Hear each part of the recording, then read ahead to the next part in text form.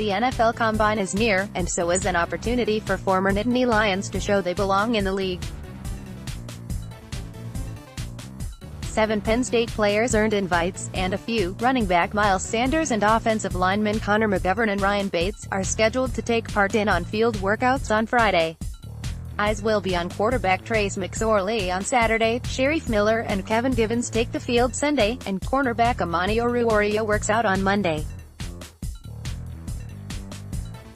Sanders, who was ranked outside of Mel Kiper Jr.'s top 10 running backs in early February, is looking to stand out in the group of 27 rushers.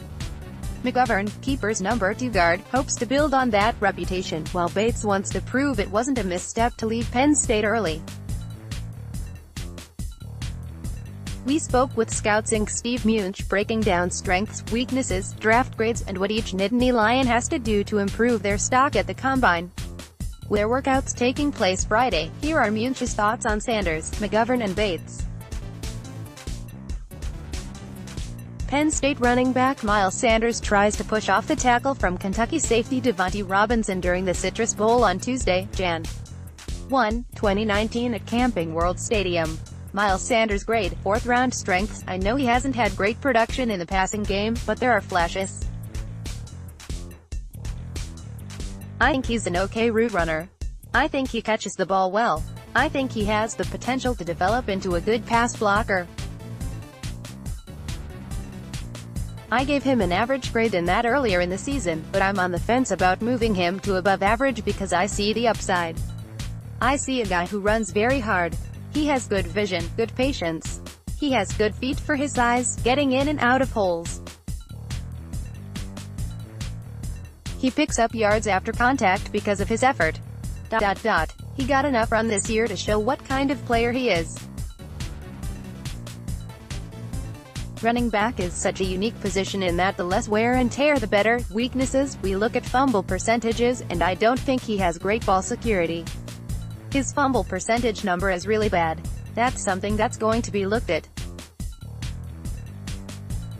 I'm watching the tape, and sometimes the fumble came at the mesh point in the read option.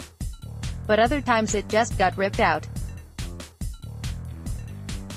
That's something that immediately jumps out, because teams are going to look at 2 things. You have to be able to pass block, and you gotta be able to hold on to the football if you're going to play a significant role and stay on the field as a running back in the NFL. I don't think he's a bulldozer type of back who will be the elite short yardage back. In the NFL, I think he's going to be a really good no. He'll be that complimentary back. I don't think he'll be the guy. Combine outlook, I want to see how well he runs because I don't think he has elite top-end speed. I don't think he's going to be a speed-deficient player. But I just don't see a breakaway threat. I don't see a guy who's going to pull away. He's a narrow-up guy. I gave him a 5th round grade earlier in the year. Now I think he's more of a 4th rounder. And if he goes and tests well, we'll see. Maybe he moves up a little bit more. It'll be interesting to see. Penn State offensive lineman Connor McGovern blocks Kentucky's Quinton Bahana during the Citrus Bowl on Tuesday, Jan. 1, 2019 at Camping World Stadium.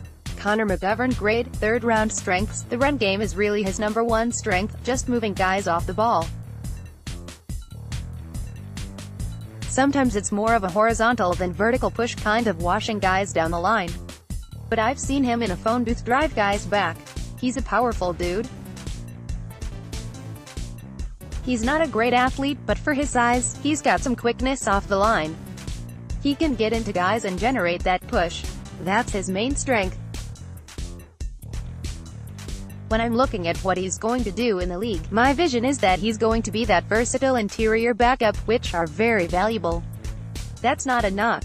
He's going to provide depth at center and guard early on in his career.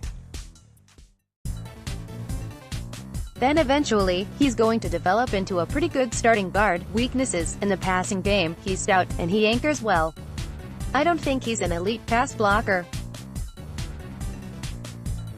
I do think he has to be a little better with his body control, staying with the inside-out leverage in pass protection. In pass pro, there's less room for error with the technique.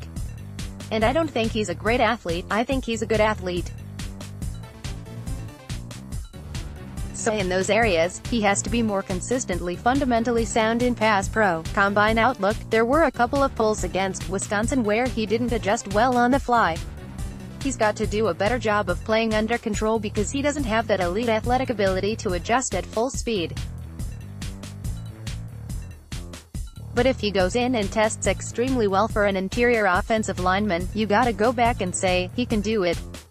He's just not there yet, and that will tweak your report. Offensive lineman Ryan Bates, 52, blocks Maryland defensive back Isaiah Davis, 22, during the game against Maryland at Beaver Stadium on Saturday, in November 24, 2018. Number 12 Penn State won 38-3. Ryan Bates grade, late 5th, early 6th round strengths. The more I watch the tape, the more I'm interested. I was surprised to see some tools on tape. He plays with pretty good body control. He's got some finish in the run game. He flashes a pretty good punch. He was competitive working against Michigan and Wisconsin. Weaknesses, he played left tackle, right tackle, guard. I like that versatility. But my concern is that I don't know if he's long enough to play on the outside in the NFL. I see him getting stood up in the run game. I worry about his length in the pass game. He probably would have benefited from going back for another year. It is surprising that he came out. Combine outlook, it's going to be an important week for him. If he goes in there and has 34-inch arms and he moves okay, you're looking at a potential no. 3 swing tackle with experience playing on both sides and on the inside. And those are the type of guys who generally get drafted on day 3. I don't know if he'll ever be a starter, but he could be a pretty good backup. But it's huge if teams view him as a tackle or a guard. Because it's different positional value. The length is going to be huge. We've noticed that there's a pretty good correlation between offensive tackles having success in the NFL and the broad jump and the 10-yard split. You want to see how he moves. The drills are underrated from a fan perspective. These guys are a little more uncomfortable in the way they're being asked to move. If they are natural athletes who move well in the drills, it's encouraging.